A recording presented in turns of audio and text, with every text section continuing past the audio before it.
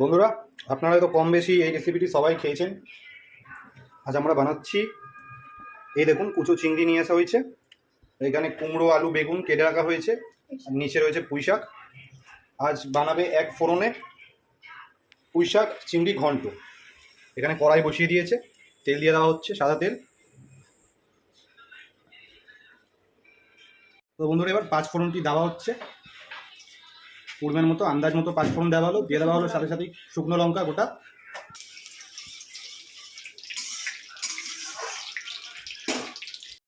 এবার বন্ধুরা দিয়ে দেওয়া হচ্ছে কুচনো পেঁয়াজ।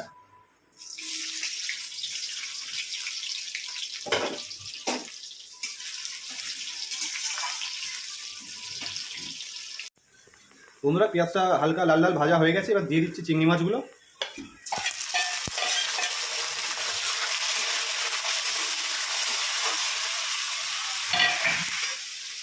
এবার দেওয়া হচ্ছে কেটে রাখা কুমড়ো আলু বেগুন সবজি।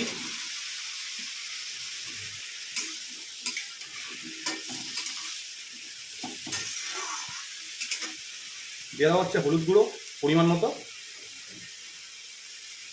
দিয়ে দেওয়া হচ্ছে কাশ্মীরি লঙ্কা পরিমাণ মতো, দিয়ে দেওয়া হচ্ছে পরিমাণ মতো লবণ।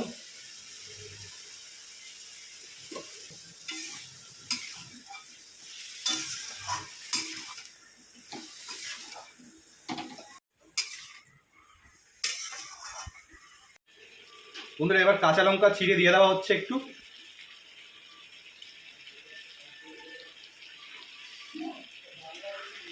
পুঁই শাক চিংড়ি ঘন্ট একটু ঝাল ঝাল না হলে ভালো লাগবে না। বন্ধুরা, সবজিগুলো কষা হয়ে গেছে, এবার পুঁই শাকটা দিয়ে দেবো, দিয়ে ঢেকে দেবো।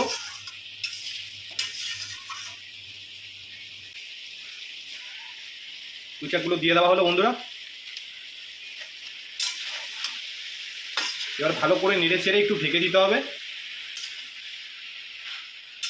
বন্ধুরা, এতে একটু জল আমরা দেবো না, কারণ শাক থেকে অনেকটাই পরিমাণে জল ছাড়বে, সেই জলেই সবজিগুলো সব সিদ্ধ হয়ে যাবে।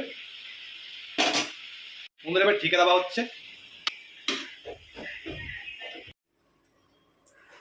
বন্ধুরা, এবার একটু ঢাকনাটা খুলে দেখি কতটা কি হলো। বন্ধুরা, প্রায় হয়েই এসছে, মোটামুটি সেদ্ধও হয়ে এসছে। দেখুন আলু খুব সুন্দরভাবে সেদ্ধ হয়ে গেছে। এবার একটু শুকিয়ে গেলেই, জলটা শুকিয়ে গেলেই আমাদের রেসিপিটি রেডি হয়ে যাবে। আর 5 থেকে 6 মিনিট মতো ঢেকে রাখতে হবে, যেন আমাদের রেসিপিটি রেডি। আবার ঢেকে দেওয়া হলো। তো বন্ধুরা, আমাদের রেসিপিটি পুরোপুরি কমপ্লিট। দেখুন খুব ভালো করেই সিদ্ধ হয়ে গেছে, জলটাও টেনে নিয়েছে অনেকটা, সুন্দর একটা সেন্ট দিচ্ছে। বন্ধুরা, আপনারাও ট্রাই করুন বাড়িতে, কেমন লাগলো অবশ্যই কমেন্টে জানান। আর আমাদের রেসিপিগুলি যদি ভালো লেগে থাকে, ভিডিওগুলি লাইক করুন, শেয়ার করুন, অ্যান্ড চ্যানেলটি অবশ্যই সাবস্ক্রাইব করুন।